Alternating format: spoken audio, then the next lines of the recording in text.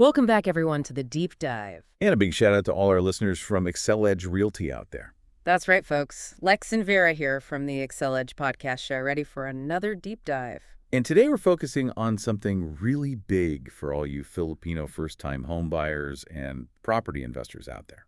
Absolutely. We've been looking at a recent article from Inquirer Business. And it's all about how the huge investments in infrastructure here in the Philippines are changing where Filipinos are choosing to live. Yeah, and potentially invest, too.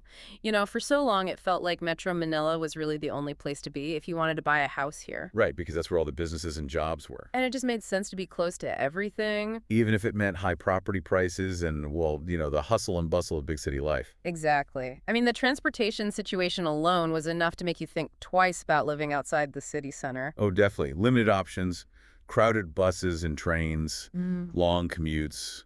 It all adds up.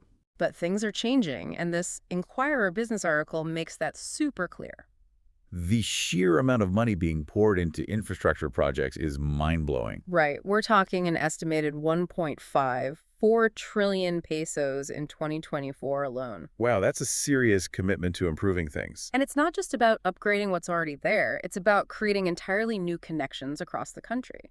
And as those connections improve, it opens up so many more options for Filipinos looking for a place to call home. It really does. I mean, just think about one of the biggest headaches for anyone living in Metro Manila. Traffic. Exactly. I mean, it's legendary. And unfortunately, the stats back that up. Oh, yeah. The 2024 TomTom Traffic Index puts Metro Manila among the most congested cities in the entire world. 27th in congestion level and 14th in travel time out of 500 cities. Oof, not exactly a badge of honor. And those rankings translate into real-time lost for people. Over 127 hours wasted in traffic every year for the average commuter during rush hour. That's like 5 entire days just sitting in your car. And even a short 10-kilometer trip can take over half an hour on average. It's insane.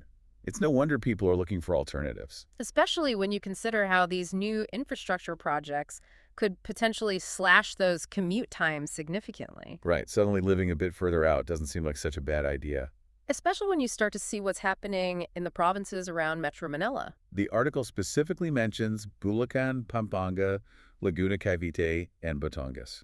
They're all seeing a huge surge in demand for housing. And a lot of that has to do with major projects like the North-South Commuter Railway, the KLX, and the expansion of the Metro Manila subway. You know that North-South Commuter Railway is going to be a game changer for people commuting between Metro Manila and those provinces. Oh yeah, imagine being able to zip between Bulacan and the city in a fraction of the time it takes now. And it's not just about commuting, it's about attracting businesses and creating jobs in those areas too. It's a chain reaction. Yeah. Better transport means more companies are willing to set up shop outside the city center. Which means more job opportunities. And then you have more people and families moving to those areas. And as those communities grow, you start to see more shops, restaurants, schools, hospitals, everything you need to live comfortably. It's like a whole new mini city springing up.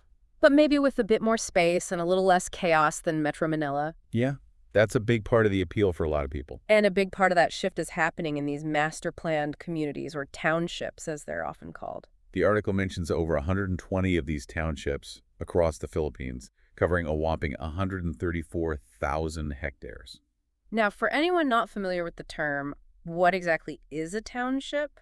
Well, think of it as a self-contained community. So you've got residential areas, commercial spaces like malls and restaurants, offices, often schools, hospitals, and even leisure amenities all in one place. Everything you need within easy reach. Sounds pretty convenient. It is, especially for families and also people working from home or in hybrid arrangements. It's like the ultimate live, work, play environment. Yeah, and a lot of these townships are being designed with sustainability in mind, too. So we're talking things like green spaces, rainwater harvesting, energy-efficient buildings. And even smart home technology.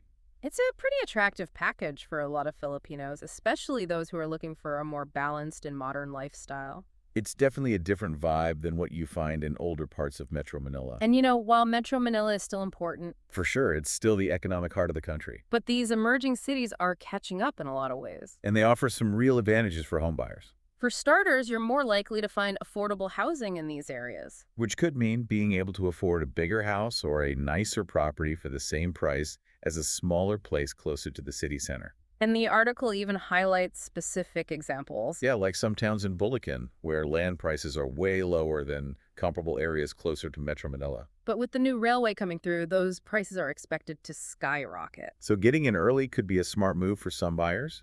Plus, there's the appeal of greener surroundings, less congestion, modern amenities. It's a whole different way of life. And let's not forget about the investment potential. Right, as these areas develop and become more connected, property values are likely to rise. So even if you're not planning to live there yourself, buying property in these emerging hubs could be a savvy investment. So for all of you out there thinking about buying a home or making a property investment, the takeaway here is clear. Infrastructure is key, You need to be paying attention to these developments and how they're impacting different areas. because those areas with major projects in the works are the ones likely to see the biggest jumps in property value. So if you're looking for a place to buy a home or invest, think beyond Metro Manila. Explore those emerging cities and see what they have to offer. You might be surprised at what you find. And who knows, you might just discover your dream home or a fantastic investment opportunity in the process. And for all of you Filipino first-time homebuyers and property investors out there, we hope this deep dive has been helpful. We here at Excel Edge Realty are all about helping you find the right opportunities in the mid-price to high-ticket real estate market. So be sure to check out our website at www.exceledge.com/artbolfah.com. We've got tons of information and resources to help you make informed decisions. And we'd love to help you on your real estate journey. Now, as you think about everything we've discussed today, we want you to consider this. With all these infrastructure projects happening across the Philippines, What new locations have caught your eye? are there areas you might have overlooked before that now seem more appealing? How has the idea of better connectivity changed your priorities when it comes to buying a home or investing? These are all important questions to think about. And we encourage you to do your research and explore the possibilities, And before we go, don't forget to hit that follow button. so you don't miss any of our future deep dives. And if you found this episode helpful, please share it with your friends, family, and anyone who might benefit from this information. We believe knowledge is power. And we want to empower all Filipinos to make the best real estate decisions. Thanks for joining us. And we'll see you on the next deep dive.